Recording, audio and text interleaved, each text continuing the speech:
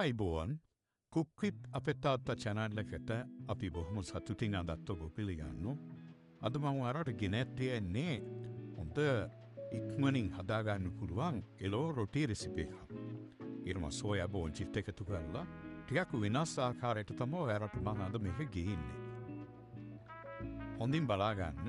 හරිම ලේසි විනාඩි 20කින් විතර ගෙදර හොඳ ගුණවත් විදියට තෙල් අඩුවෙන් ගොඩක් සාමාන්‍යව ලක්හඩෙන් එළෝ රොටියක් කනකොට තෙල් අපිට කැවෙන ප්‍රමාණයෙන් 90%ක්ම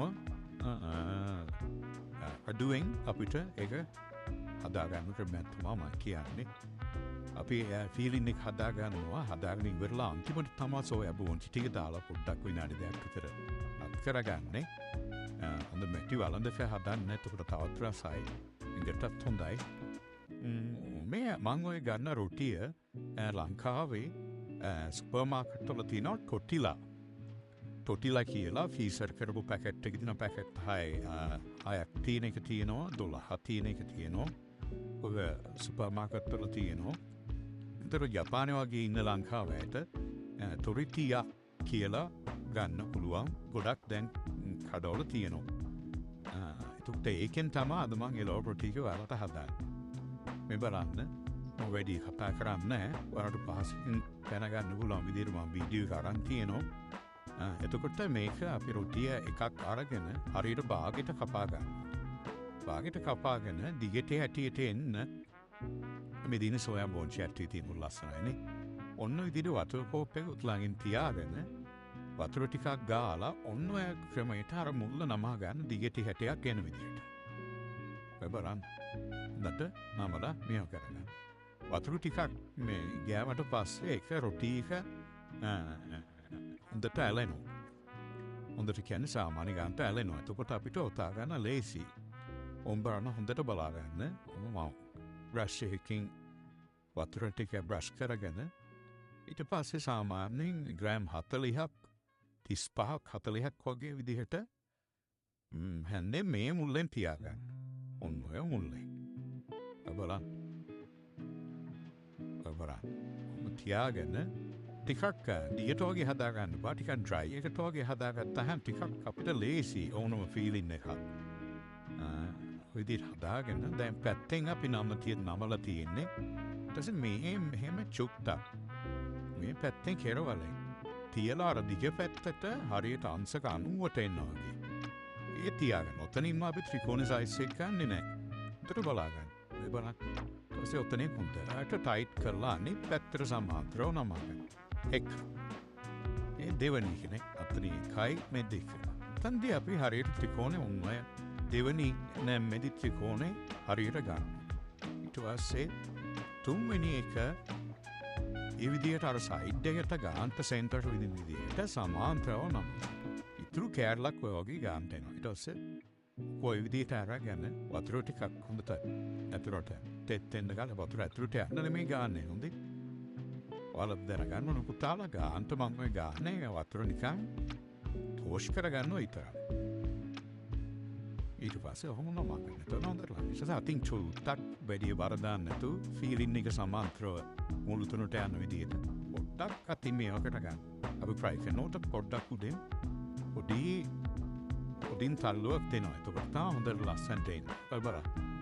එළියට කරේ ටික පේන්නේ නැහැ. ඒ විදිහට හොඳට පැකින් වෙන්න ඕන. මයිට සේ ස්පීඩ් කරලා මේ ටික කොහොම නමනිගේ මේකෙන් මං 6ක් ගත්තා. ඒ රොටි 6ක් ගත්තා. 6ක් ගත්තාම අපිට 12ක් හදන්න ඕන. ඒවල හිතන්න පුතාලා දැන් ඕක පිටි අපි එළෝ රොටි කඩේ සාමාන්‍ය සාම්ප්‍රදායික එළෝ රොටි හදනකොට මොන තරම් වෙලාවක් යනවද?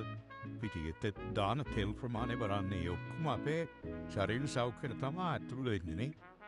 මේකේ මේ රොටියේ තෙල් 100ට සෑහෙන ප්‍රමාණයක් අඩුයි. මේ ඔය රොටි කඩේ ගන්න එකේ. ඒ අපිට ඒකට හොඳ මේ අගුණයක් නැහැ. අපි හොඳ ගුණ දේවල් හැමතිස්සෙම හදාගෙන කන්න ඕනි නේද? ඔකානේ රසත් වැඩි. ඉතින් ඔය බලන්න මුල්ලෙන් නමනවා සමාන්තර අංශක 90ට එන විදිහට නමා ගන්න ඕනේ මුල එක. ඊට පස්සේ දිගට ඒ පිළිවෙලට නමාගෙන යන්න තියෙනවා බලන්න. හරිම ලේසි. ලොකු වැඩක් නේ. වල කරලා බලන්න. හොඳ අර නමනකොට පුතාලා හොඳට ටයිට් එකට තමා නමා ගන්න ඕනේ මේ. එතකොට අර ඇතුලේ ලූස් වෙන්නේ නැතුව හොඳට පිට් එකට මේ තද වෙලා මේ රොටිය ලස්සනට ත්‍රිකෝණට එනවා ඒක බලන්න. එතන මගේ හරියටම රොටි 6න් 12ක් එළ රොටි 12කට දාති.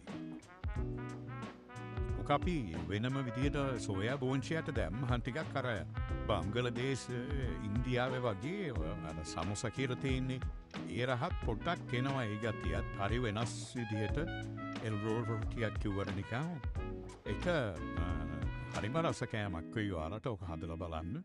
හරිම රසයි ඉක්මනට හදන්න පුළුවන් කවුරු හරි ගෙදර එනකොට හදලා තියන්න. දරුවෙකුට ඉස්කෝලේ අරන් යන්න.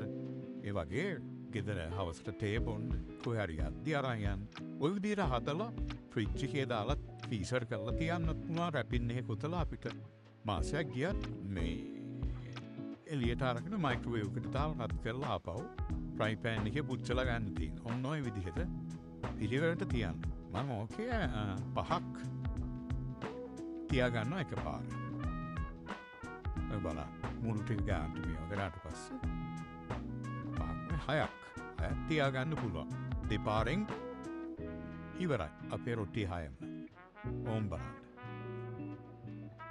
එකපාර 6ක් දැම්මා දෙපාරට රොටි 12ක් පිච්චිලා යනවා. හරිම කාලය අඩුවෙන් තමයි යන්නේ. මේ බලන්න ඔය විදිහට මොකක් හරි අපි වගේ මේකක් පාවිච්චි කරගෙන තමයි කරන්න ඕනේ වැඩි අතු කුච්චරයක් නැතුව.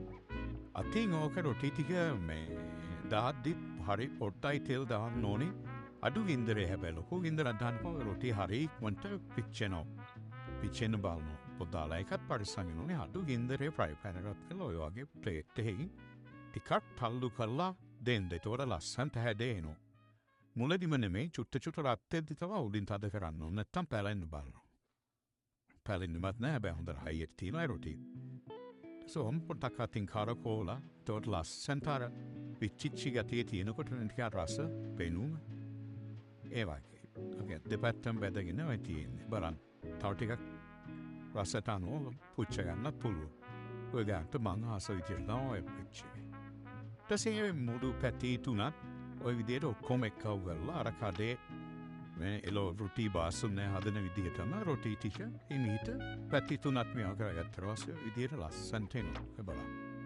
එම ලස්සනයි නේ. හරිම ලස්සනයි. කොච්චර ඉක්මනද බලන්න. ඒක වැඩි වෙලාවක් කියන්නේ හරිම ලේසි. අපිට ඔකට ඕන චීස් බටර් උනත් දාලා හදා ගන්න පුළුවන් මොනවා හරි ඇතුළට සීනි සම්බල් ටිකක් දාලා.